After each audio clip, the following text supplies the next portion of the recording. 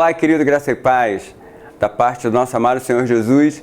Eu sou Marcos Tortes, pastor da Igreja da Colheita, e estou a um clique de você. E quero incentivá-lo, a nos enviar o seu e-mail. O nosso e-mail agora é e-mail da igreja, igrejadacolheita.rn@gmail.com.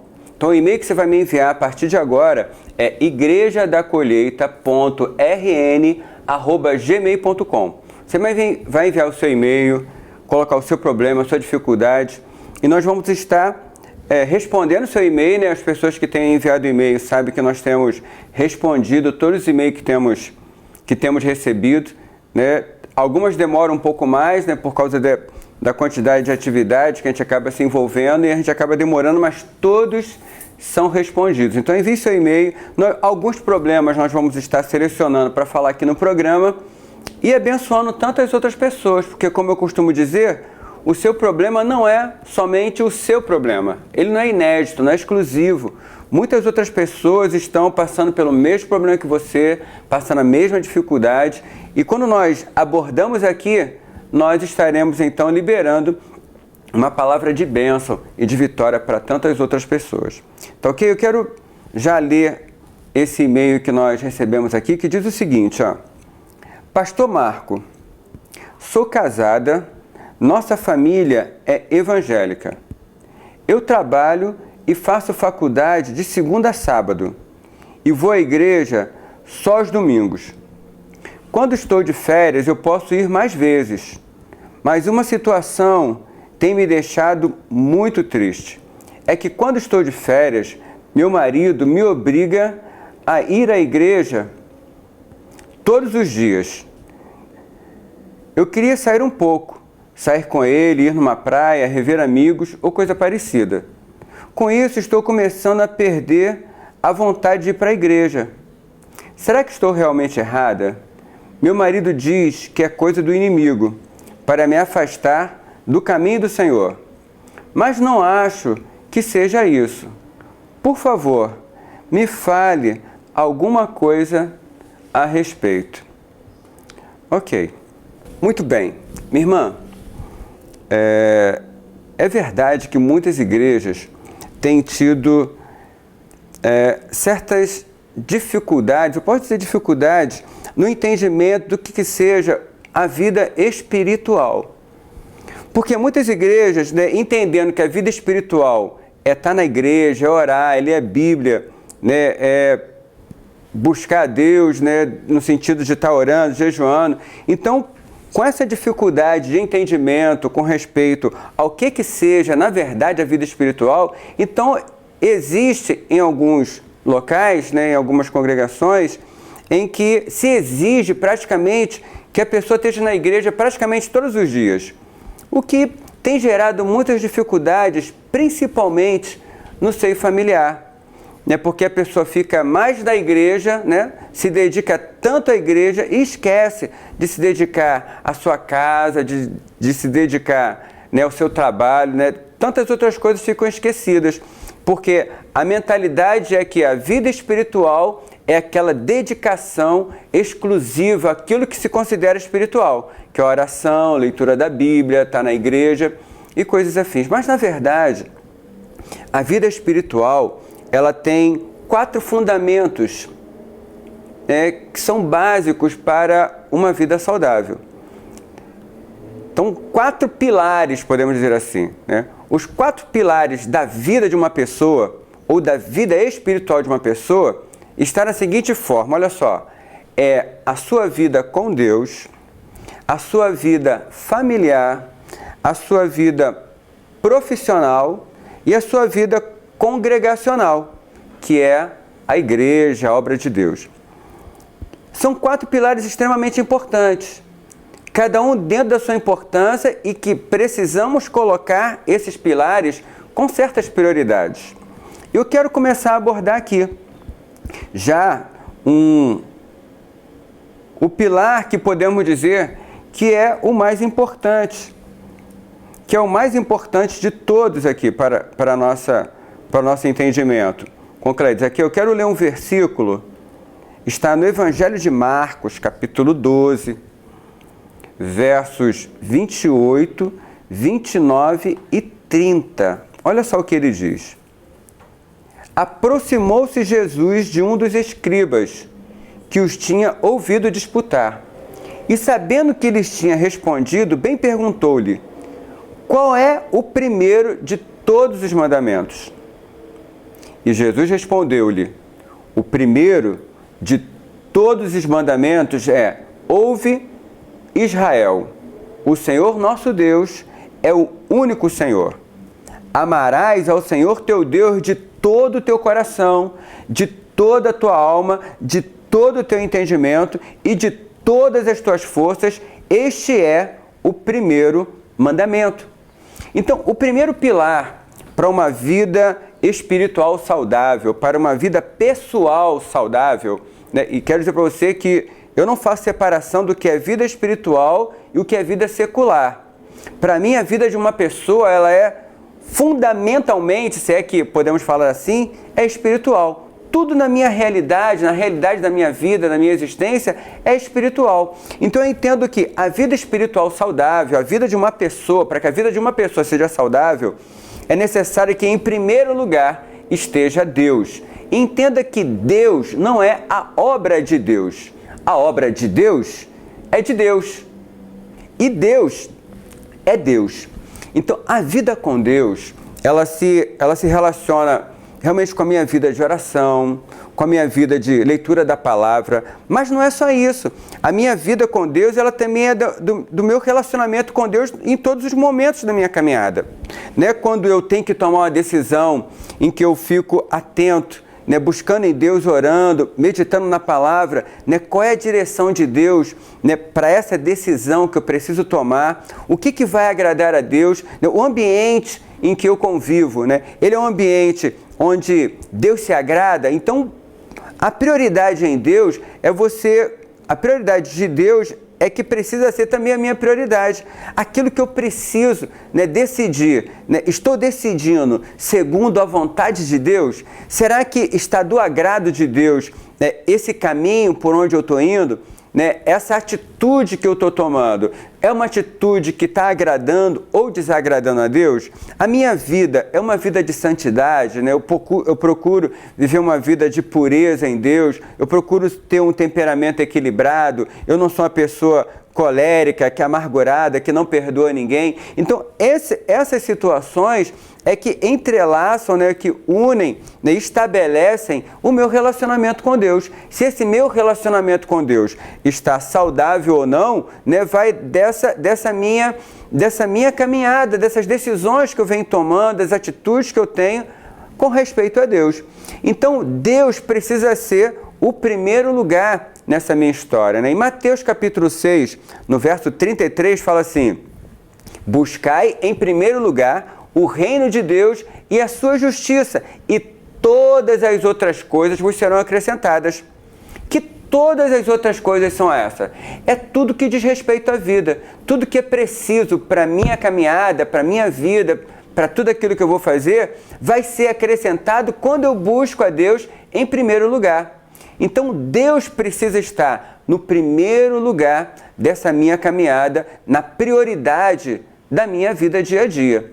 Segunda coisa que eu considero extremamente importante é a vida familiar. Então, como eu falei, né, são 4 pilares, né? A vida com Deus, a vida familiar, a vida profissional e a vida congregacional. Então, a vida familiar eu encontro aqui, ó, em 1 Timóteo, capítulo 5, no verso 8, fala assim, ó: mas se alguém não tem cuidado dos seus, e principalmente dos da sua família, negou a fé e é pior do que o infiel. Entendeu o que nós lemos? Né? Se a pessoa não tem cuidado da sua família, se o marido não dá atenção à esposa, se a esposa não dá atenção ao marido, né? Se os filhos não dão atenção aos pais, os pais não dão atenção aos filhos, se eu não procuro ter uma família equilibrada, é como se eu tivesse negado a fé.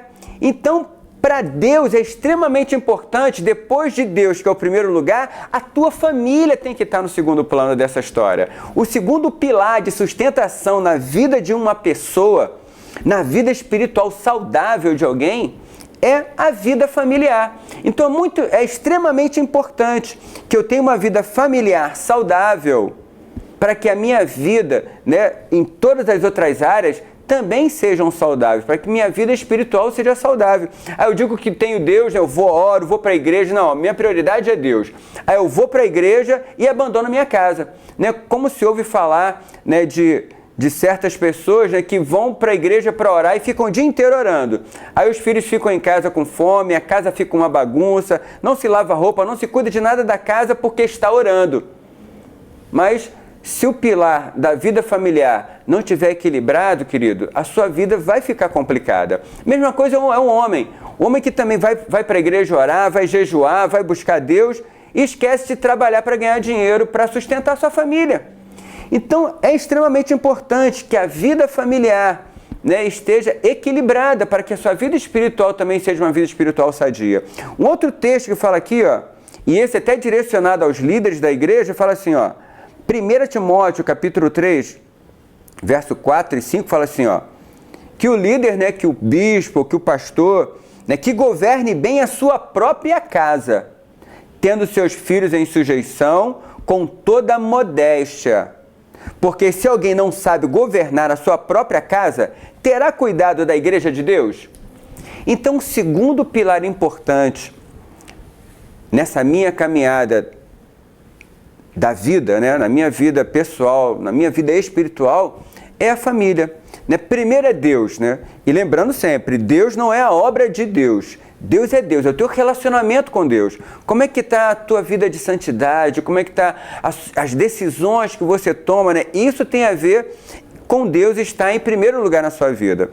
Segundo ponto importante é a família. Né, o marido ter cuidado com a sua esposa, né, procurar suprir as necessidades na sua casa, a esposa também saber cuidar do seu marido, dos seus filhos, cuidar bem da sua casa, os filhos, né, serem obedientes aos seus pais, os pais procurando orientar, corrigir, orientar seus filhos. Então, a vida familiar equilibrada, ela é o segundo pilar, que é extremamente importante, a ponto de Deus, do apóstolo Paulo dizer, se você não cuidar bem da sua família, então é como se você tivesse negado a fé, como se fosse um infiel qualquer. Então, Deus em primeiro lugar, família em segundo lugar. Outro pilar importante é a vida profissional. Vida profissional fala do trabalho, do estudo, né? Aquilo que vai sustentar a sua casa, aquilo que vai sustentar você. Então, 2 Tessalonicenses, capítulo 3, verso 10, 11 e 12. Fala assim, ó. Porque quando ainda estávamos convosco, vos mandamos isto, que se alguém não quiser trabalhar, não coma também. Porquanto ouvimos que alguns entre vós andam desordenadamente, não trabalhando, antes fazendo coisas vãs. A esses tais, porém, mandamos e exortamos por nosso Senhor Jesus Cristo, que trabalhando com sossego, comam o seu próprio pão. Então, outro pilar importante na vida de uma pessoa, na vida espiritual, é o trabalho, né? A vida profissional, né?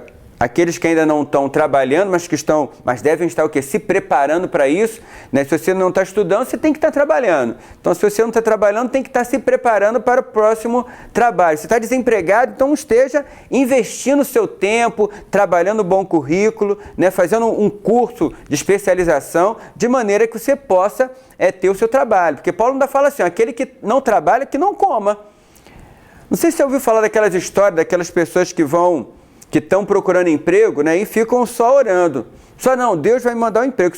Ele não faz um currículo para mandar, ele não faz um curso para melhorar a sua qualificação, ele não faz nada. Né? E quando consegue um emprego, trabalha de qualquer jeito, achando que Deus é fiel para manter ele no emprego, não é assim não. Né? Você precisa ser uma pessoa diligente, disciplinada com respeito ao seu trabalho.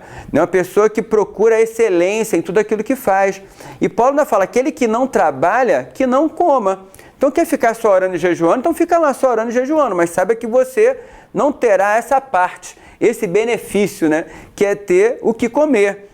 Portanto, Paulo fala assim, que trabalhe sossegadamente e tenha o dinheiro para comprar o teu pão. Então, o pilar do trabalho, né, é extremamente importante. Então, já vimos aqui 3 coisas, né? A nossa vida com Deus, a nossa vida familiar, e quanto à vida familiar, quero até falar uma coisa importante, porque um passeio com a família será tão espiritual quanto um culto que você vai na igreja. Entende o que eu estou querendo dizer? Então, a vida espiritual sadia não é só você estar dentro da igreja, é você também manter o equilíbrio, né, e a alegria e a paz também dentro da sua casa, né? E ter dinheiro para comprar o seu pão, quer dizer, a vida profissional, ela também é extremamente importante. Então você precisa trabalhar isso, precisa desenvolver isso, procurar crescer profissionalmente, ter realmente aquele desejo de ser promovido, de buscar, de trabalhar, estudar, se empenhar, se capacitar cada vez mais para que você possa fazer o teu trabalho com excelência e poder, né, conquistar coisas maiores do que as que você já alcançou até o dia de hoje. Então, outra coisa aqui que eu quero citar para a gente aqui, né, que eu falei da vida com Deus, falei da vida familiar, falei da vida profissional e vou falar da vida congregacional. O que é a vida congregacional? É a vida com relação à igreja. É aqui que entra a obra de Deus, né? Deus entra lá na frente como primeiro lugar. A obra de Deus já entra mais embaixo. Porque é importante que nós estejamos congregando, é importante que a minha vida com Deus esteja bem, é importante que a minha vida familiar esteja bem, é importante que a minha vida profissional esteja bem, mas é importante também que eu tenha a minha relação com a igreja, a minha vida congregacional, que é onde entra a questão de eu ser fiel nos meus dízimos, nas minhas ofertas, que é ser fiel aos trabalhos da igreja, apoiar, ajudar, evangelizar, desenvolver os trabalhos da ação social da igreja, né, com dedicação, com amor, né, e usar o dom que Deus me deu para a edificação do reino de Deus. Hebreus capítulo 10, verso 23 e 25, diz o seguinte, ó: retenhamos firmes a confissão da nossa esperança, porque fiel é o que prometeu. E consideremo-nos uns aos outros para nos estimularmos ao amor, e às boas obras, quer dizer, isso acontece na igreja, não deixando a nossa congregação, né, o verso 25, não deixando a nossa congregação, não deixando a nossa igreja, como é costume de alguns, né? E quantas pessoas vocês conhecem que está numa igreja, depois vai para outra, é chamado crente pipoca, né? Ele está ali na igreja, a hora que esquenta, ele pula para outra. Mas não devemos ser assim.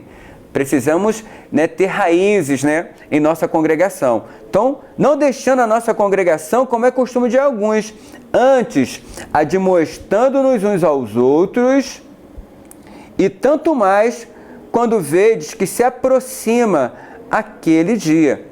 Então, a vida congregacional, a vida de igreja, né, a vida de estar na igreja, né, de estar reunido com os irmãos, de estar nos cultos, recebendo a ministração da palavra, né, discipulando, sendo discipulado. Então, essa é a vida congregacional, que é extremamente importante para o nosso crescimento como membro do corpo de Cristo, né? Porque a igreja é o corpo de Cristo e nós somos membros desse corpo, né? Como diz lá em Romanos 12, né? que o Espírito repartiu a cada um dom. O Espírito de Deus repartiu, você recebeu um dom e esse dom precisa ser exercitado em favor do corpo de Cristo, porque você é membro do corpo de Cristo e faz parte, né, desse corpo. Você é membro desse corpo, portanto, precisa estar ativo, né? Como o membro que não trabalha, dá trabalho, né? Então você precisa ser um membro ativo, precisa estar junto ali, congregando. Então há uma grande importância de estarmos congregando também. E não podemos esquecer isso, né? O salmista Davi fala o seguinte, no Salmo 84:10, porque vale mais um dia nos teus átrios do que em outra parte mil. Preferiria estar à porta da casa do meu Deus a habitar nas tendas da impiedade.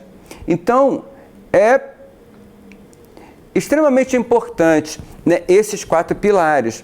Então, é você que me enviou esse e-mail, né, que nós, né, abordamos todos esses fatos aqui para explicar que é extremamente importante nós estarmos congregando.